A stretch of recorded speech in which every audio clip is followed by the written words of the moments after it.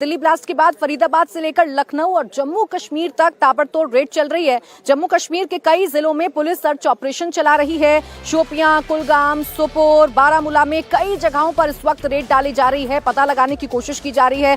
सोपोर में जमाते इस्लामी के 30 से अधिक ठिकानों पर इस वक्त रेड डाली गई है। पुलिस ने सुरक्षा बलों के साथ तालमेल से ये कार्रवाई सोपोर के अलावा राफियाबाद जैसे इलाकों में की है। ये कार्रवाई इन विश्वसनीय खुफिया इनपुट के बाद हुई कि इन इलाकों में जैश से जुड़े आतंकी फिर से एक्टिव हो चुके हैं। छापे के दौरान पुलिस को कई आपत्तिजनक दस्तावेज, डिजिटल गैजेट और प्रिंटेड मटेरियल भी मिले हैं। तो सिर्फ दिल्ली में इस वक्त हलचल बढ़ी हुई नहीं है। दिल्ली से लेकर फरीदाबाद, फरीदाबाद से लेकर लखनऊ, लखनऊ से लेकर जम्मू कश्मीर, हर जगह सुरक्षा एजेंसियां एक्टिव हैं और जैश के इस मॉड्यूल का पता लगाने की कोशिश की जा रही है। उधर अगर शोपिया की बात कर लें तो शोपिया से गिरफ्तार मस्जिद के इमाम इरफान अहमद से पुलिस लगातार पूछताछ कर रही है। आपको जानकारी देते हैं, इरफान को जम्मू कश्मीर पुलिस ने फरीदाबाद टेरर मॉड्यूल के मामले में ही गिरफ्तार किया था। इरफान अहमद श्रीनगर की मस्जिद में इमाम है। उस पर डॉक्टर्स को ब्रेन वॉश करने का आरोप लगा है। इरफान के साथ पुलिस ने उसकी पत्नी को भी हिरासत में लिया है। इरफान के पास से पुलिस ने 5 मोबाइल हैं, वो भी जब्त कर लिए हैं। तो ये इस वक्त आपको खबर बता रहे हैं कि कैसे एक शख्स को गिरफ्तार किया गया है, उसकी पत्नी को भी गिरफ्तार किया गया है और ये पता लगाने की कोशिश की जा रही है कि आखिर ये पूरी की पूरी जो वारदात है इसको कैसे अंजाम दिया गया, ये जो मॉड्यूल है वो कैसे काम कर रहा था। तो मस्जिद के इमाम इरफान अहमद से अब पुलिस लगातार पूछताछ कर रही है।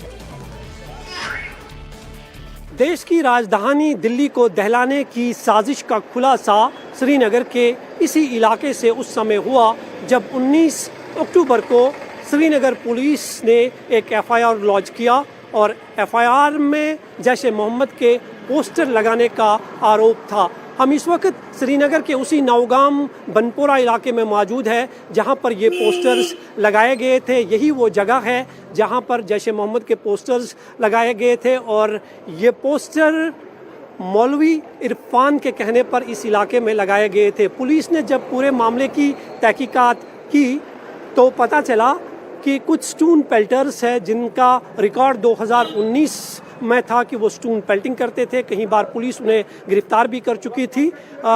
उन तक पहुंचने में जम्मू कश्मीर पुलिस कामयाब हो गई और उनसे जब इंट्रोगेशन किया गया तो उन्होंने मौलवी इरफान का नाम दिया और मौलवी इरफान शोपियान के रहने वाले थे। जम्मू कश्मीर पुलिस ने उन्हें गिरफ्तार किया। उनसे जब पूछताछ की गई तो उन्होंने कई बड़े नामों का खुलासा किया और सबसे पहला नाम जो था वो डॉक्टर अदील का था और डॉक्टर अदील सहारनपुर में थे और सहारनपुर से डॉक्टर अदील की गिरफ्तारी हो जाती है और डॉक्टर अदील जब गिरफ्तार होते हैं उनसे पूछताछ की जाती है तो जीएमसी मेडिकल कॉलेज अनंतनाग से उनके लॉकर से एक AK-47 राइफल जो है वो बरामद की जाती है और धीरे धीरे जो है इस पूरे नेटवर्क के जो कनेक्शंस है वो सामने आ जाते हैं और उसके बाद डॉक्टर मुजम्मिल की गिरफ्तारी हो जाती है। आदिल के कहने पर वो ये खुलासा करता है कि उनके साथ एक और डॉक्टर मुजम्मिल है और डॉक्टर मुजम्मिल को जब गिरफ्तार किया जाता है तो फरीदाबाद में उनके पास में से भारी मात्रा में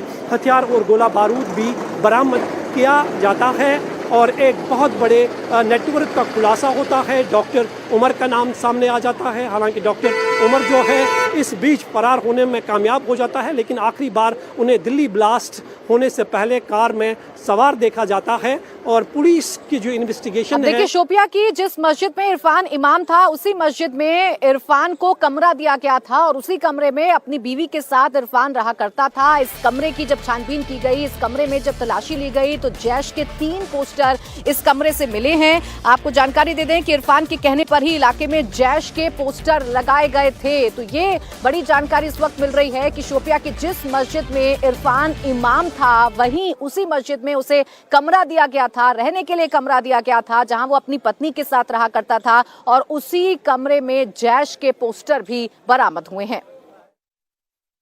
हम इस वक्त मस्जिद अली में मौजूद है और ये फैज़ाबाद कॉलोनी है श्रीनगर के नटीपोरा इलाके की और ये जो मस्जिद आप देख रहे हैं इसी मस्जिद में इरफान जो है नमाज पढ़ाते थे, जो मुफ्ती के नाम से भी जाना जाते थे।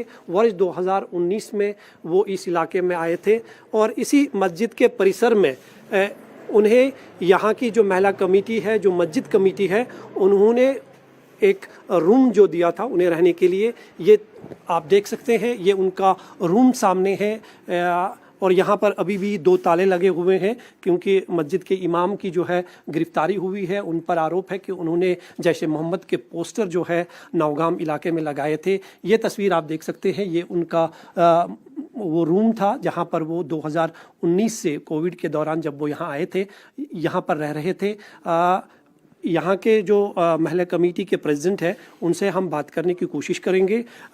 जी, हम आपसे ये जानना चाहेंगे, यही वो कमरा है जो इमाम साहब का हाँ, कमरा यही कमरा मौलवी साहब के हमने रखा क्योंकि उसको रात भर बैठा, दिन को बैठा कमरा रखा, आराम से बैठता वो। कभी वो फैमिली भी लाता इधर, कभी मतलब फैमिली भी रहता है, खासकर सर्दी में। गर्मी में इनको मतलब ज़मीन के साथ काम होता है, गर्मी में 2-3 महीने उसको घर भी भेजता है। बाकी कमरा यही है। तो फैमिली में उनके साथ में कौन कौन हुआ करता था? सिर्फ बीवी, कभी माँ आता है, कभी ज़्यादा बीवी रहता है इधर। और कुछ लोग उनसे मिलने आते थे? नहीं, उसने वो यहाँ रखा ही नहीं धंधा। ये मतलब हमसाए भी अगर कोई लेडीज आती है फूक मारने के लिए, वो भी उसको बोलता कमरे में नहीं, या अंदर बैठूंगा मैं, उधर फूक अंदर कमरे में। वो लेता नहीं किसी लेडीज को अंदर, बोलता है नहीं, इजाजत नहीं इसकी, मैं किसी लड़की से अंदर बैठूंगा और फूक मारूंगा। अच्छा, ये हमने देखा कि यहाँ पे 2 ताले लगे हुए हैं। ये 2 ताले किसने यहाँ पे लगाए हैं? एक ताला पुलिस के हाथ के पास चाबी, ये मौलवी साहब ने लाक रखा। जब उन्होंने खोला फिर उन्हें एक लाक लगाया और चाबी अपने साथ लिया। फिर मुझे वहम हो गया कि और मत कोई आएगा, ये ताला तोड़ेगा, खिड़की तोड़ेगा चोरी के लिए, तो मुझे ले जाएंगे पुलिस शायद आप लोगों ने। फिर हमने इसको दूसरा ताला लगाया और बाहर गेट पर भी हमने तमाम गेटों को ताला लगाया, अंदर मत कोई घुसेगा। तो छापा जब यहाँ पर पुलिस का पड़ा तो क्या क्या यहाँ से बरामद हुआ? यहाँ जब पुलिस आया मजिस्ट्रेट के साथ, बोला ये मजिस्ट्रेट साहब है,